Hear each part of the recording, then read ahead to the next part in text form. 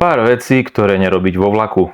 Videohovory alebo telefonáty na reproduktor. Počuť, čo na seba vrieskate s tvojou polovičkou, je rozhodne obohacujúce. Hlasné púšťanie hudby. Nie je nič príjemnejšie, ako keď sa nejaký inteligent rozhodne prezentovať svoj hudobný vkus celému vozňu. Vykladať si obuté nohy na sedadlo. To, že to robíš doma, neznamená, že to musíš robiť aj vo vlaku. Fajčenie na záchode. Možno ti to nenapadlo, ale ono sa to vie aj odtiaľ rozniesť po celom vozni. Umiestnenie svojho zvieraťa na sedadlo. Nikoho nezaujíma, že je častokrát čistejšie ako iní cestujúci. Prípadné znečistenie budeš hradiť ty, nie to zviera. Lakovanie nechtov. Ak to robíš vo vlaku, je to rovnako bezohľadné ako fajčenie na zastávkach verejnej dopravy. Jedenie aromatických jedál.